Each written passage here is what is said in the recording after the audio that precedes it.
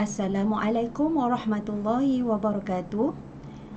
Okey, hari ini kita akan sambung mata pelajaran Pendidikan Islam tingkatan 1, tajuk beriman kepada Allah Subhanahu Wa Taala, iaitu daripada bahagian akidah. Okey, kita lihat kepada standard pembelajaran. Okey, yang pertama menyatakan maksud iman. Yang kedua, menjelaskan rukun iman. Yang ketiga, menyatakan maksud beriman kepada Allah Subhanahu Wa Taala yang Maha Pencipta, Pemilik dan juga pentadbir alam. Kemudian mengemukakan dalil nakli dan juga akli bahawa Allah Subhanahu Wa Taala Maha Pencipta, Pemilik dan juga pentadbir alam yang berhak disembah. Dan menerangkan kesan beriman kepada Allah Subhanahu Wa Taala yang Maha Pencipta, Pemilik, pentadbir alam dan yang berhak disembah.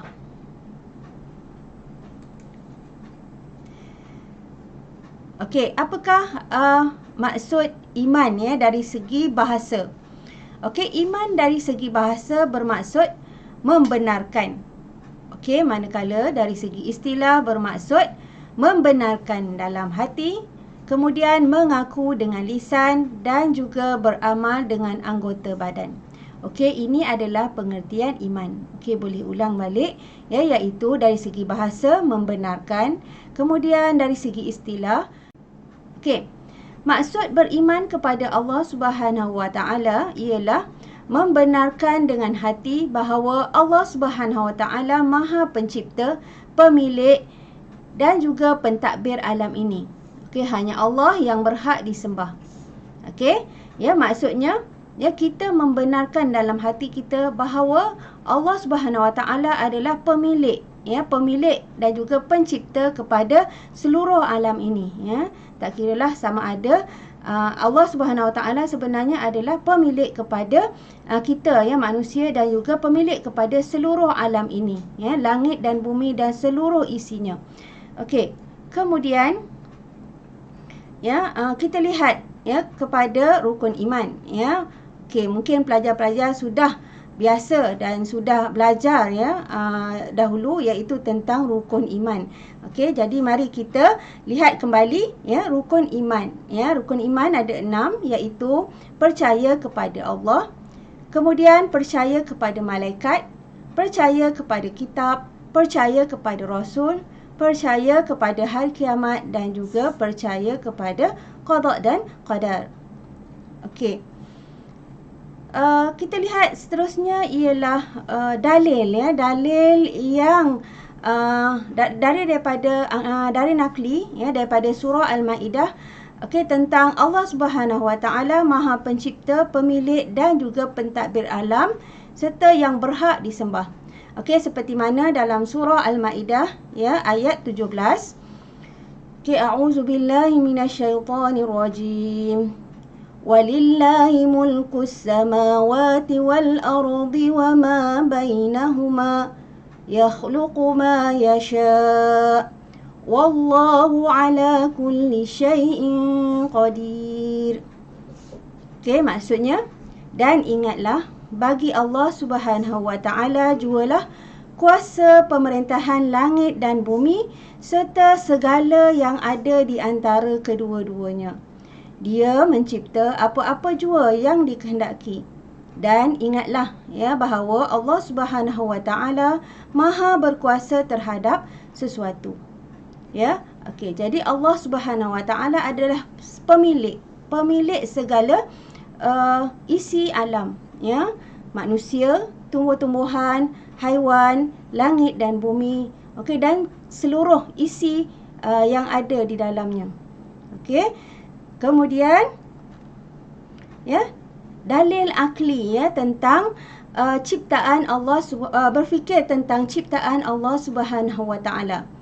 Okey, kita ibaratkan bahawa ibarat seorang pereka robotik. Dia memiliki robot ciptaannya sendiri dan dia berhak mengatur segala pengawal serta mengawal robot tersebut mengikut kehendaknya. Okey, jadi begitulah juga dengan Allah Subhanahu Wa Taala sebagai pencipta. Ya, jadi Allah Subhanahu Wa Taala berhak ya untuk mentadbir alam ini mengikut kehendaknya. Okey, kita sebagai hamba Allah Subhanahu Wa Taala ya haruslah ya mengikuti haruslah melaksanakan apa yang telah ditetapkan oleh Allah Subhanahu Wa Taala. Okey. Ya. Ciri-ciri dan juga kesan beriman kepada Allah Subhanahu Wa Taala. Okey, ciri yang pertama kita lihat ya, mengesakan Allah Subhanahu Wa Taala dalam semua jenis ibadah. Okey? Jadi dengan kita mengesakan Allah Subhanahu Wa Taala ya, mengesakan maksudnya kita percaya bahawa Allah itu satu ya. Allah itu adalah Tuhan yang satu, ya, tidak ada dua, tidak ada tiga. Okey, jadi kesannya ya, segala amalan kita diterima oleh Allah Subhanahu Wa Taala. Kemudian ciri yang kedua, ya, takut kepada Allah Subhanahu Wa Taala. Okey? Jadi kenapa kita kena takut kepada Allah Subhanahu Wa Taala? Ya, jadi kesan kepada perasaan takut itu akan memantapkan iman serta dapat mengawal diri daripada melakukan maksiat kepada Allah Subhanahu Wa Taala. Kemudian yang ketiga ialah mengesakan Allah Subhanahu Wa Taala dengan bertawakal dan juga berdoa, bertawakal dan juga berharap. Okey, kesannya ya akan sentiasa memohon kepada Allah Subhanahu Wa Taala kerana yakin ya bahawa makhluk tidak berkuasa memberikan apa-apa pun, memberikan sesuatu pun. Okey, seperti mana yang kita hadapi pada waktu ini, okey, iaitu kita diuji dengan musibah ya. Jadi sentiasalah berdoa kepada Allah Subhanahu Wa Taala, bertawakal dan juga berharap ya, insya-Allah ya suatu hari nanti Allah akan makbulkan doa kita. Ya, sebab ya sekiranya kita mengharapkan pertolongan, mengharapkan kepada makhluk, ya, makhluk tidak dapat berbuat apa-apa. Okey?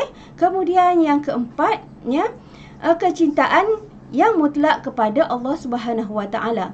Ya, bila ada perasaan cinta, ya, cinta ini bila kita suka kepada sesuatu, jadi kita akan menerima apa sahaja ketentuan Allah Subhanahu Wa Taala dengan sepenuh hati, sama ada ianya dalam bentuk nikmat ataupun dianya dalam bentuk musibah. Okey. Ya, itu saja pelajar-pelajar ya tentang beriman kepada Allah Subhanahu Wa Taala. Okey, jadi Ustazah harap ya, marilah kita sama-sama kembali ya, meningkatkan keimanan kita, meningkatkan ketakwaan kita kepada Allah Subhanahu Wa Taala. Ya, tambah-tambah lagi bila kita diuji dengan pelbagai ujian, pelbagai musibah, jadi seharusnya kita kembali kepada Allah. Okey, sekian dahulu untuk sesi pembelajaran pada hari ini. Okey, bertemu lagi dalam sesi pembelajaran yang akan datang. Sudah sudahi dengan wabillahi taufiq wa hidayah. Wassalamualaikum warahmatullahi wabarakatuh. Okey, jangan lupa komen, like dan subscribe channel Ustazah. Okey, sekian. Terima kasih.